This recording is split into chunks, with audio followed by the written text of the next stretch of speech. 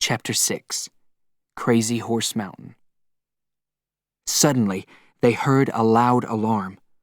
When they looked around, they saw a huge robot, a watchman, speeding toward them. Crazy Horse Mountain was one man's dream. Korczak Zielkowski used money from the rich and thousands of workers to make his dream. Year after year the men worked, cutting the mountain away. 50 years passed. Finally, the brave Indian Crazy Horse sat on his beautiful wild stone horse.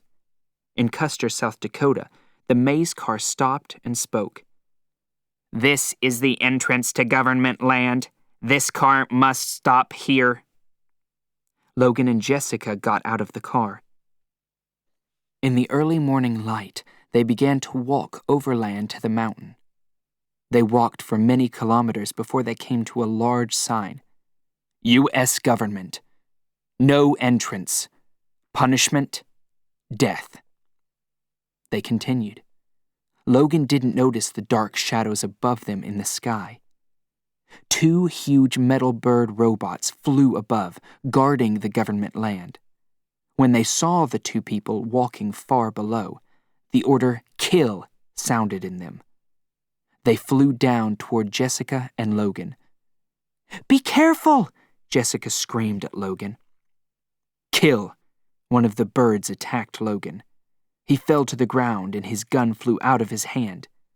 "Kill!" The bird was back. He attacked Logan again. Logan cried out in pain, but moved toward his gun. There! He had it. He pushed himself over onto his bloody back. The 2 huge birds blackened the sky above him. He shot a ripper at them. The 2 bodies exploded and thousands of pieces of metal rained down onto the ground. When Logan opened his eyes again, Jessica was looking down at him.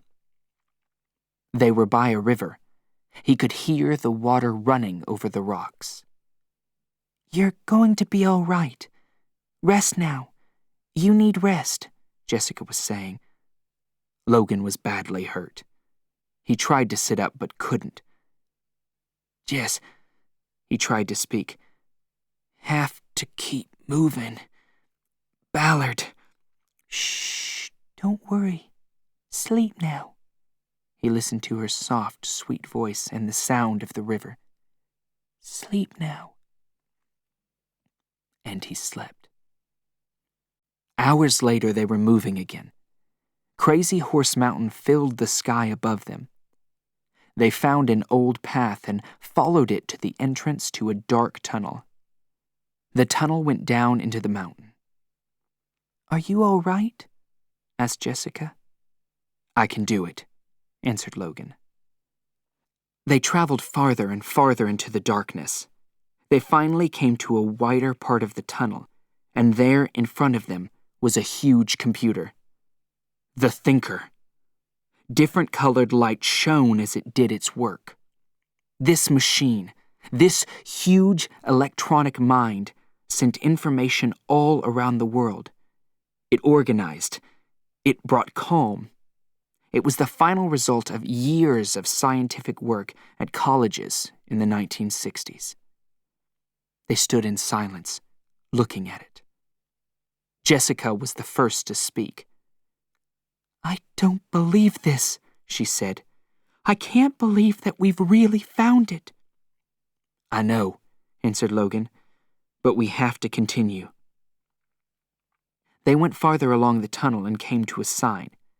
Cathedral, JCV 498833, Los Angeles, California.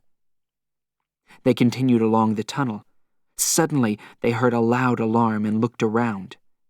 They saw a huge robot, a watchman, speeding toward them. Logan took Jessica's hand, and they ran. The alarm got louder. They came to another sign, and suddenly the watchman stopped. It seemed to wait.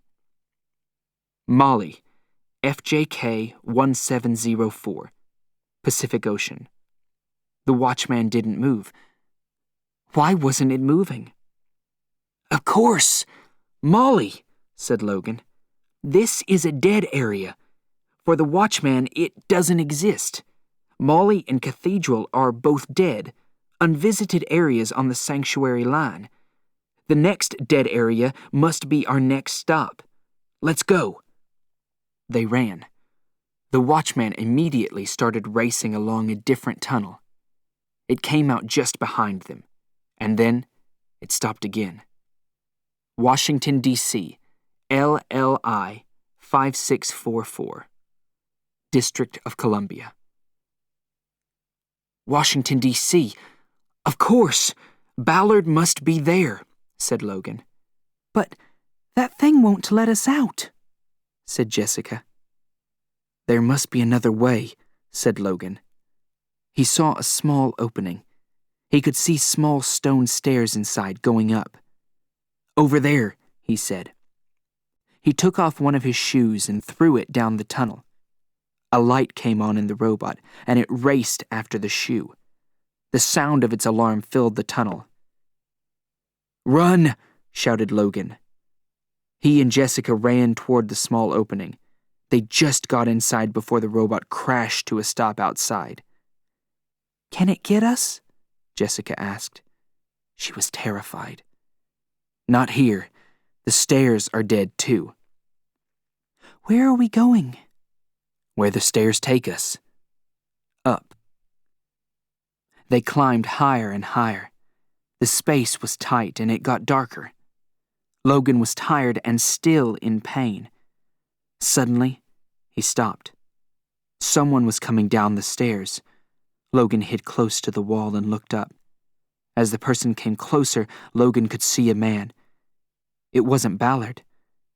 It was Francis. Logan took out his gun. "Okay, Jessica," he said quietly. "You hate killing, but this man is a Sandman, and we're runners. Do you want us to kill him, or him to kill us?" Jessica didn't answer. Where was she? Then he heard her. "Over here," she called. She took him up through a narrower tunnel. It was completely black. They had to feel their way. It was difficult to move in this small space. There was almost no air. As they went higher, the walls became wet. They were near water. They continued climbing. They heard small animals moving in the dark. After some time, they came to an open area. By the light on his gun, Logan saw a small pool of water with fish swimming in it. He reached into the pool and brought out a small fish. "Oh, God!" Jessica shouted. "Where are its eyes?" Logan caught 3 more. In the complete darkness, none of them had eyes. Something ran across Jessica's foot and she screamed. Suddenly, they heard noises all around them. Logan shone the light around. More animals were running along the ground and up the walls. "I can't continue.